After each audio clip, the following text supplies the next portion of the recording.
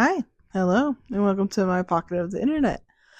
I'm so happy you could be here with me and my co host, Jerome. Today's video was actually requested in the comments of my first ever video, which thank you guys so much for the love on my first video. This is so exciting for me. I even have these little microphones now. These are just so fun. It's like, this is my favorite, just to be hunched over talking to a tiny microphone. Anyways, today's video is going to be my fall TBR. Yeah! Which is really more my ambitious October and November TBR because I'm taking a reading break in September because I am in a slump right now.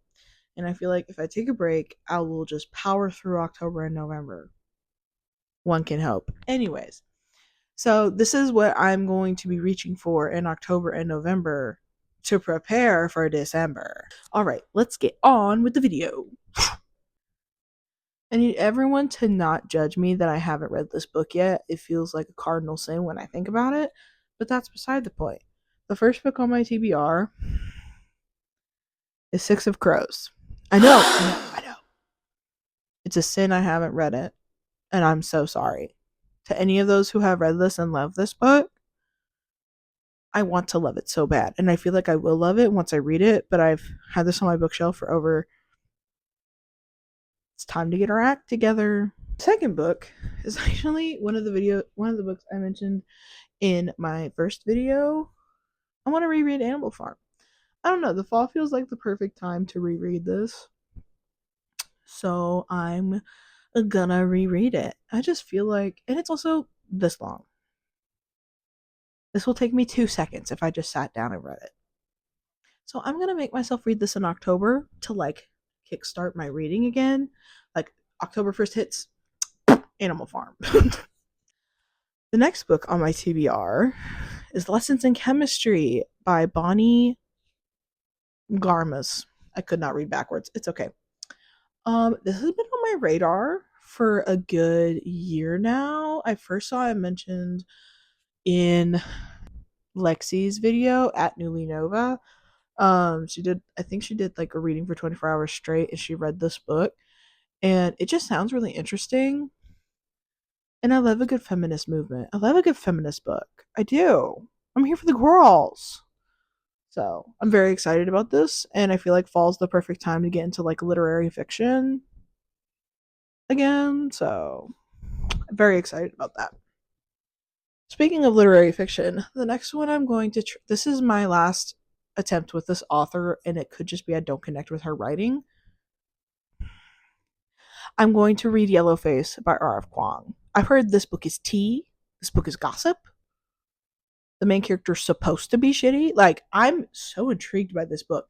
When I first heard about this book and when I first got this book, I just thought it was a literary like commentary on the like publishing industry, which it is. Like that's part of it. But also it's tea. Ever since I got it, I've just heard more and more things about this. Like, this is tea, this is gossip, this is the drama. And I'm just like, R.F. Kwang, Rebecca, did you write tea? Did you write tea? So I'm very excited about this. The reason I say it's the last stitch attempt with that author is because I tried to read Babel, and I still own it. Like, I'm not getting rid of the book. One, it's a gorgeous cover. Two, I feel like if I read it again after reading something else by R.F. Kuang, I would like it a lot more. Jerome! And I feel like since this is this is a lot shorter, and it'll be an intro to R.F. Kuang's writing. I feel like if I go into that and then read Babel or like see how I feel about the writing, I like Babel a lot more. But I feel like if I don't like the writing in this, I'm just not gonna read Babel and I'm just gonna donate it slash give it to somebody, which makes me sad. But also, I'm trying here. Next is a book that's been on my TBR and on my bookshelves for way too long without me ever reading it. I actually just bought this book for I'm actually not going to say who because they're going to get it in the mail and they're going to make a video about it, and I want it to be a surprise. But it's Last Night at the Telegraph Club by Melinda Lowe. And this is like queer, coming of age, literary fiction, found family. Like it sounds so good and it sounds like I'm going to love this with all my heart, but I bought it when it was like not the right time to read it and then I forgot about it because ADHD. And so this is my forcing myself, you need to read this book before it sits on your TBR for another year and you just forget about it. No judgment from any of you. The next book on my fall TBR is All of Us Villains by Amanda Foody and C.L. Herman. Now, this book is giving Hunger Games. So basically, apparently, humanity just assumes that magic is extinct and like it's thought to be extinct or whatever, but it's been hidden for however long. I don't even know. It doesn't say on the back of the book, but it's been hidden for however long, and this is like the first year that it's open to humanity again. And like they're like, oh shit, magic does exist. I'm about to lose my fucking marbles. And it's giving Hunger Games. It's giving I don't want to be here, but I'm here anyways. It's like the main character, like from the back. And I'm just like, and apparently there's more. So T. So we're gonna read it. Because this is also one that's been on my TBR for 5 ever. And I need to get over myself. Moving on. The next book is Morgan Is My Name by Sophie Keach. It's feminist King Arthur, like retelling of the early life of Morgan Le Fay, the famed villainess of Arthurian legend. So like Morgan is another term, like the Morgans are used in Legendborn, which is also King Arthur. Can you tell I love King Arthur lore? Anyways, uh, which makes so much sense because Sword in the Stone, the Disney movie, was my favorite as a kid. Anyways, like that uses Morgan. This is Morgan. Like it's King Arthur lore. It's giving women slay. It's giving history is told by men, so this is women retelling history. It's giving I'm gonna love this. It's giving King Arthur. How would I not love it? Ugh. Anyways. Also, I just put it down, but I'm gonna pick it back up again. Look at this cover. Look at the sword, the waves, the hands, the gold. Right. Whoever designed this cover deserves a kiss on the forehead. And that is all I have to say. The next book is also low key King Arthur. I need no judgment about how much I love the lore of King Arthur, but it's Gwen and Art Are Not in Love.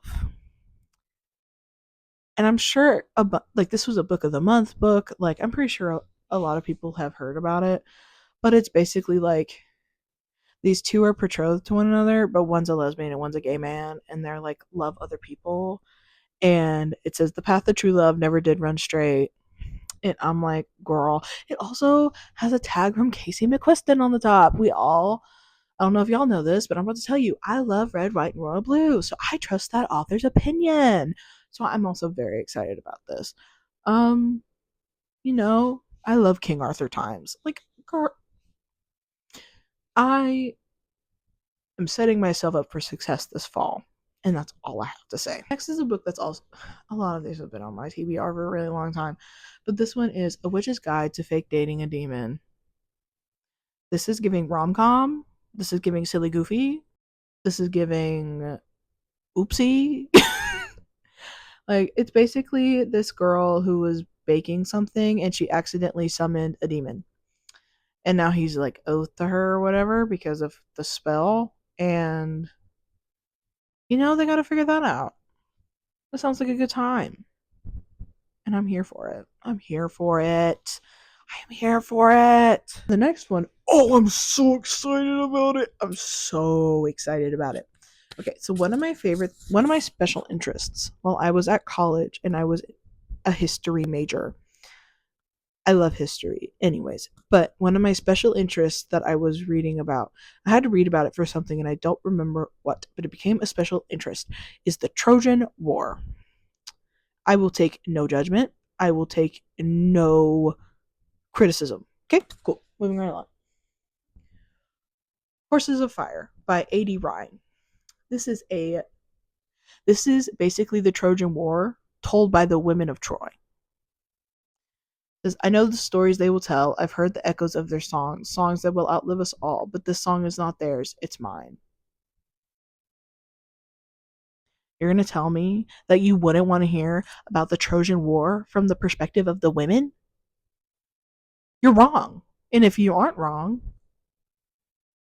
we need to have a conversation because who wouldn't want to hear that conversation? I'm so excited about this. And it's a big fat paperback, and the font is huge. Brother, I sniff. I sniff a 5-star read. Have I read a single page? Absolutely not. But I sniff a 5-star read. So this will be top of my top, like probably after Animal Farm, is this one. Jerome. You know what? Maybe he's just tired. Whatever. I have my stack of books, like right off camera, and it's teetering. Luckily, I only have one book left, but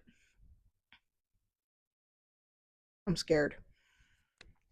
The last book on my TBR is one of my most recent purchases. And another thing that I got really hyperfixated on in college was Greek mythology. Like most people do at some point in their life. Mine just came later than most people. Lovely War by Julie Berry. I knew it was something Berry, but Julie Berry. One, look at this cover. Look at this cover. We're going to take a moment of silence for this cover. I'm not going to stop talking, but you're going to be silent for this cover. Look at it. Oh my gosh. I'm just going to read the back because. Anyways. In the perilous days of World Wars I and II, the gods held the fates and the hearts of 4 mortals in their hands. Hazel James, Aubrey, and Colette, a classic pianist from London, a British would-be architect turned soldier, a Harlem-born ragtime genius in the U.S. Army, and a Belgian orphan with a gorgeous voice and a devastating past. Their story, as told by goddess Aphrodite, who must spin the tale or face judgment on Mount Olympus. It's filled with hope and heartbreak, prejudice and passion, and reveals that though war is formidable force, it is no match for the transcendent power of love. You're telling me you wouldn't want to read that? You're telling me you wouldn't want to hear these people's stories from the perspective of Aphrodite? You're telling me you wouldn't want to hear about how Aphrodite gets her ass out of this one on Mount Olympus? We can't be friends. I'm sorry. That is not true. We can all be besties. You are my besties. Anyways, I need everyone. I can't even recommend it yet because I haven't read it. That's the whole point. But I feel like I also sniff a 5-star read.